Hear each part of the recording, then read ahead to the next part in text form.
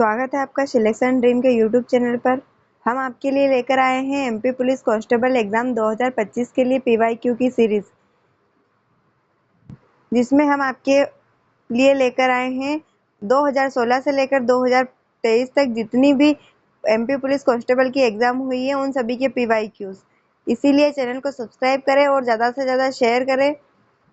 इसके साथ ही हमारे चैनल पर संविधान की भी सीरीज चल रही है, उसे भी देखिए, और जिसने पिछली नहीं देखी है वो पिछली वीडियो प्लेलिस्ट में जाकर देखिए, क्योंकि पीवाईक्यू आपके एग्ज़ाम के लिए बहुत ही हेल्पफुल होने वाले हैं। आज हम जीके के क्वेश्चन देखते हैं। पहला प्रश्न हमारा, गुलाम वंश के बारे में गलत कथन है।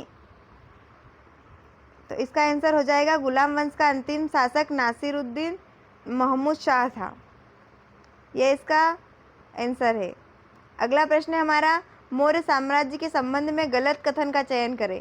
तो गलत कथन देखना है हमें, साम्राज्य अत्यधिक विकेंद्रीकृत था। यह इसका राइट आंसर है। नेक्स्ट क्वेश्चन देखेंगे हम, निम्नलिखित में से कौन सा लोक नृत्य का एक प्रकार है। तो इसका आंसर है बिहू।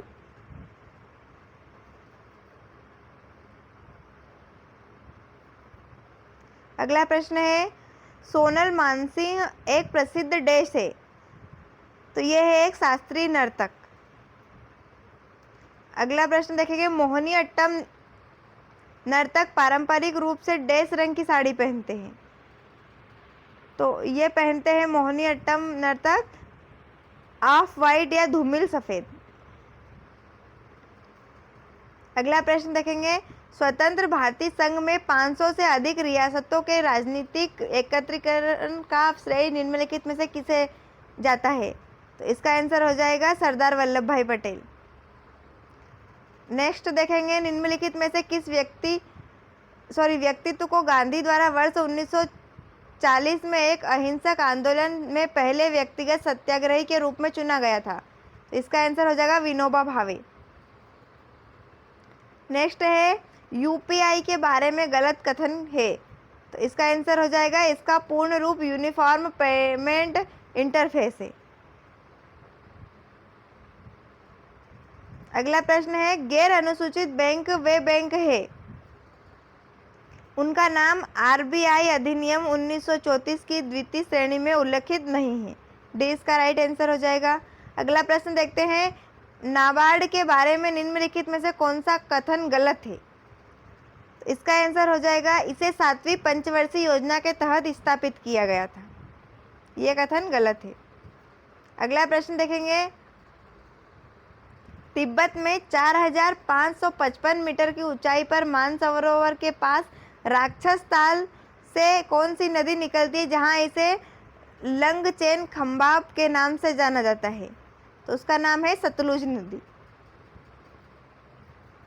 अगला प्रश्न है, भारत के किस राज्य में सबसे लंबी तटरेखा है जो काठियावाड़ क्षेत्र पर स्थित है और अरब सागर से घिरी है। तो इसका आंसर है गुजरात। गुजरात की तटरेखा सबसे लंबी है। अगला प्रश्न है, सार्वजनिक क्षेत्रों के बैंकों हेतु enhanced access and service agenda का प्रारंभ कब किया गया। तो इसका प्रारंभ किया गया था 2018 में।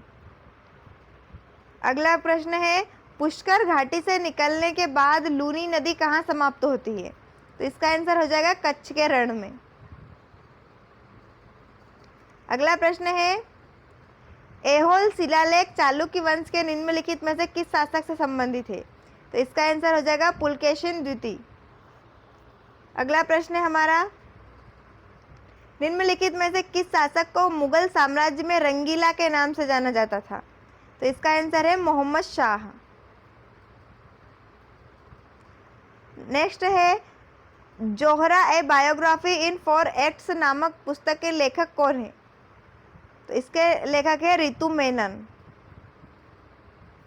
अगला प्रश्न देखेंगे, भारत के 24वें मुख्य चुनाव आयुक्त कौन बने। तो ये है सुशील चंद्रा। ये उस टाइम के करंट अफेयर का क्वेश्चन है, इसीलिए इससे पता लगता है कि आपके एग्जाम में करंट अफेयर से संबंधित कैसे प्रश्न आते हैं।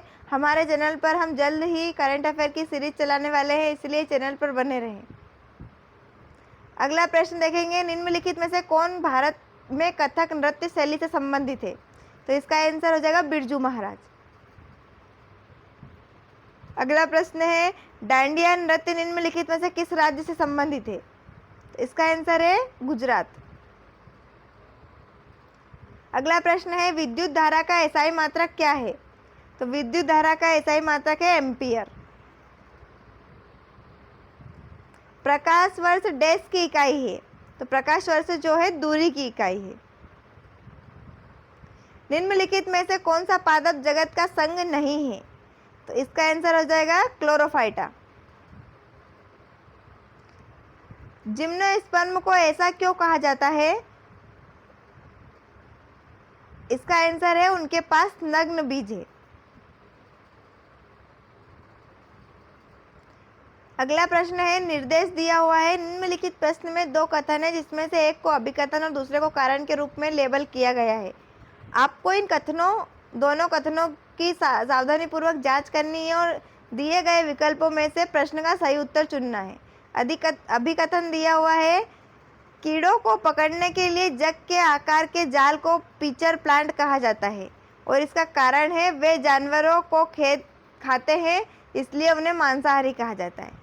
तो इसका आंसर हो जाएगा आर, सही कारण है डी, राइट आंसर है इसका।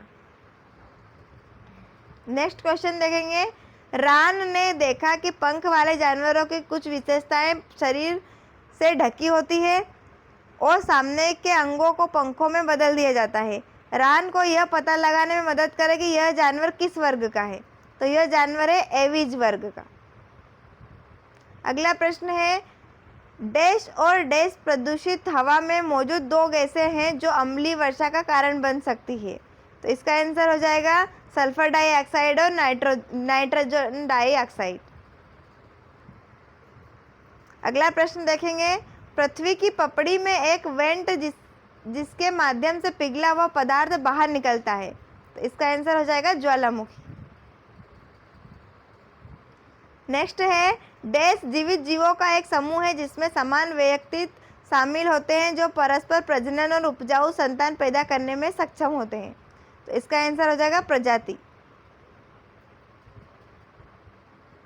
नीली क्रांति किसके संरक्षण के लिए लागू की गई थी?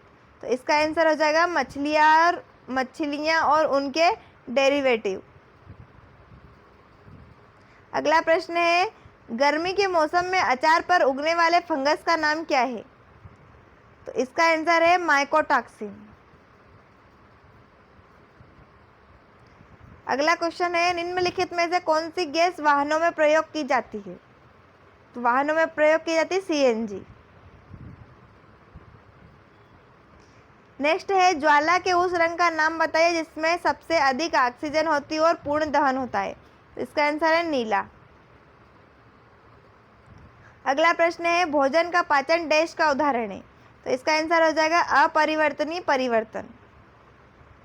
अगला प्रश्न देखेंगे, निम्नलिखित में से कौन सा नाइट्रेट फोटोग्राफी में उपयोग किया जाता है? तो इसका आंसर है चांदी। अगला प्रश्न है, नयन रवि का पुत्र है। जीके के 35 क्वेश्चन यहाँ खत्म हो चुके हैं।